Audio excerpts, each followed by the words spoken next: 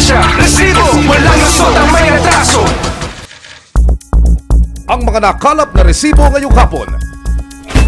Sa Bulacan, tatlong magkakapatid inagawan daw ng minanang pera ng kanilang tiyahin. Ngayon, yung perang binabanggit niyo sa akin, nakanino po ngayon ito? Nasa kanya po. Nasa amin lang po yung mga passbook pero hindi niya naman po binibigay yung pera. Ano nangyayari? Pera namin yun eh. Tanong ko nga sa'yo, kayo ba nagbenta? Pera lang pala gusto niya. Pera-pera ka na lang Pera, pala. pera ka lang pala. Wala ka nang Ang galing mo iniisip eh. magsalita ngayon ng pera-pera. Hindi ba kayo ang pera-pera? Ay, baligtad ikaw. Oo. Ikaw yung baligtad. Pera-pera Hindi ka. ba kayo ang pera-pera? Kasi kung ako ang pera-pera, dapat sa pagkabenta ko pa lang ng lupa, kinuha ko na yun. Bakit ko kayo sinafety? Eh, kasi mukha kang ang pera eh. Sino nga ba ang may karapatan sa iniwang yaman ng kanilang ina? Isang menor de edad sa Rizal ang nilinlang at inabuso umano ng itinuring niyang tatay-tatayan. Ilang beses ginalaw o pinagsamantala nito na kababata mo kapatid? Hindi po mabilang yung beses na paggalaw sa kapatid ko. Taon po ang inabot. Matapos sa kalos 2 taong pagtatago, makakaharap ng suspect ang biktima at ang kanyang pamilya. Yung pagsisinungaling, parang pinaninindigan mo. Talaga lang? Talaga lang? Ginagalang kita pero nawala na yung anak ko sa'yo. Hindi ko akalain na pati kapatid ko. Maayos naman pakikisama namin sa inyo eh. Tinuring ka namin ama eh. Oh, hindi ka ba tinapot niyan? Tinapot kita? Hindi mo ko tinapot. Anumang reklamo bibigyan tugon, bawat hinaing at problema hakanapan ng solusyon. Ito ang bago ninyong sandigan, hindi palalampasin ng mga tiwali at maling gawi. Dito, walang ligtas ang abusado at lalong walang lusot ang may atraso.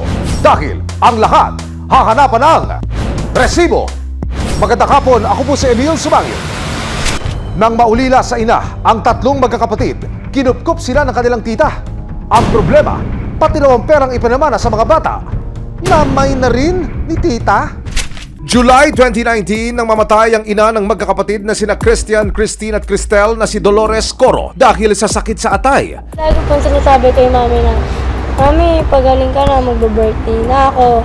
Gusto ko masaya tayo. Tapos, nung nag-birthday po ako, sabi nila, medyo nangina na po si mami. Nagsisure na nun yung mga. Nagsisisure po si mami. Ang tumayong magulang nila, ang kanilang tiyakin na kapatid ng kanilang ina na si Ana Marie Malagueño. Lingit sa kaalaman ng magkakapatid, may mga naiwan palang 2 lupain ng kanilang ina. Natuklasan lang daw nila ito nang maibenta na ni Ana Marie. Ang kabuang halaga, umabot sa 1 milyong piso. Binenta niya na po yung lupa namin.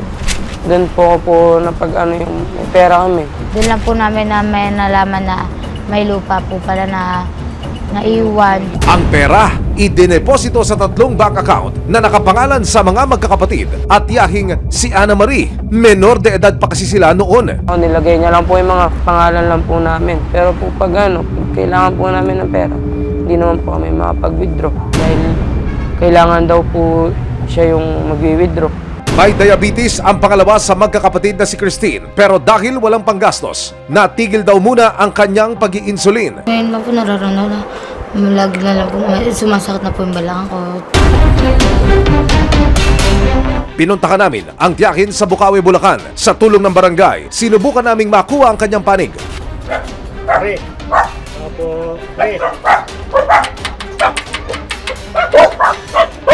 Pero wala siya sa kanyang bahay. Wala po eh.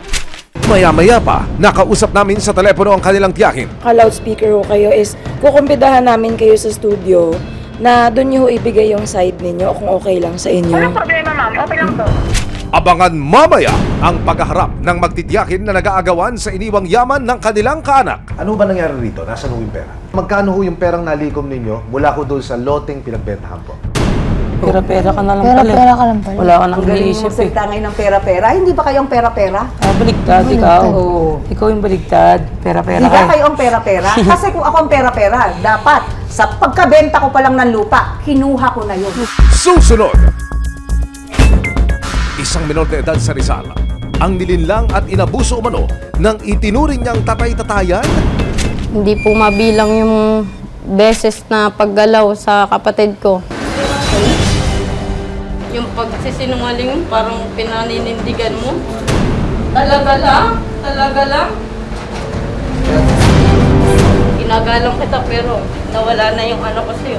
Hindi ko akalain na kapatid ko. Maayos naman pakikisama namin sa inyo eh. Tinuring ka namin ama eh.